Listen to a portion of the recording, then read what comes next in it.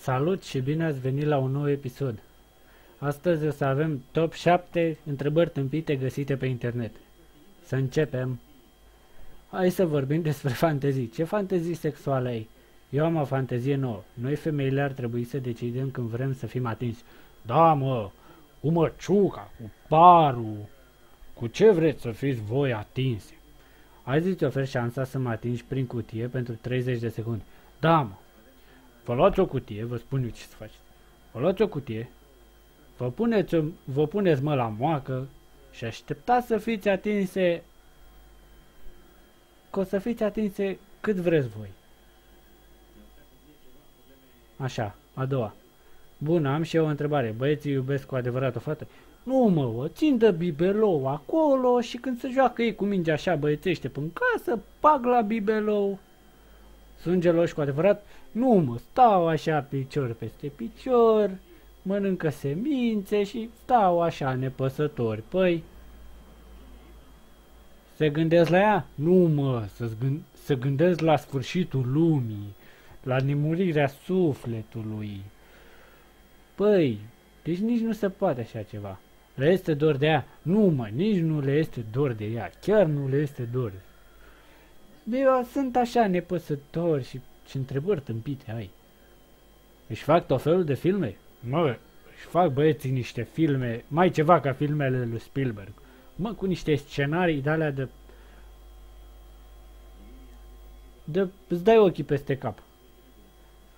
Se gândesc profund la ea și la o relație? Mă, băieții se gândesc atât de profund la ea sau la o relație încât se detașează, mă, așa de corp, ca indienii aia când stau în funii așa și meditează ei, știi? Cam așa, da.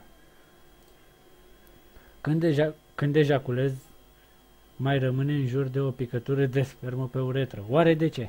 Bă, nu știu de ce. Eu cred că tu ai o problemă la cap. De ce nu iese toată? Bă, ca să iasă toată, am eu o sugestie. Mă, fii atent, când ești gata să dai drumul, iei aspiratorul, îl pornești, te bagi pățeaua la aspirator, mă, și aștepți. Mă, și de ieși tu cu totul direct de la spital. Trebuie să împing eu spre capăt ca să iasă.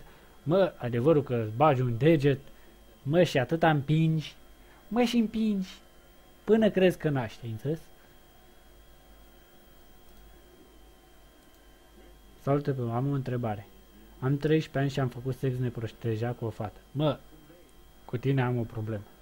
Sau, mai degrabă ai tu o problemă.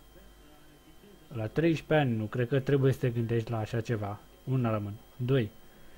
Ce dracu sex poți să faci la 13 ani când tu o ai mai mică decât un limbric? Faci sex cu limbricul? Nu știu. Tu știi. Dacă i-am ejaculat în poponeț, o să rămână gravidă? Mă, nu știu dacă rămâne gravidă, dar mintea ta cred că sigur e gravidă. Așa că du-te și fă-ți un control, băiatul, și vezi dracu de școală că nu e de tine. Bună, TPU. Înainte de toate, rog seriozitate. Am 12 ani și am penisul de 9 cm. Când e sculat, e destul de mare? Mă, nu știu dacă e destul de mare, dar eu cred că ar trebui să pui mâna să te duci, mama dracu, la școală și după aia să te gândești la penis. Că nu penisul ține de foame. Înțelegi? Salutare, tovarăși! Suntem un grup de cetățeni îngrijorați și avem o nemulămurire. Există fete virgine care vizionează filme pentru adulți? Mă, nu știu dacă există fete virgine, dar te vizionat filme pentru adulți? Mă, sigur. Vizionează, nu știu dacă vizionezi tu, e problema ta, dar eu cred că e o întrebare destul de cretină. Așa că te rog frumos să te mai gândești, bine? Erica. Cum e când faci sex prima oară? Mă, e așa o senzație de sfârșeală, mă. De cum să sfârșește lumea așa la judecată, știi? Așa o senzație de aia de sfârșeală, Mă, e ceva de nedescris, e o senzație de așa, de... ca și cum n-ar mai fi, înțelegi? Na, bun copii, cam ăsta a fost episodul de astăzi. Vă rog să mă scuzați, dar n-am putut să mă abțin de la comentarii, așa că fiți blânzi cu mine.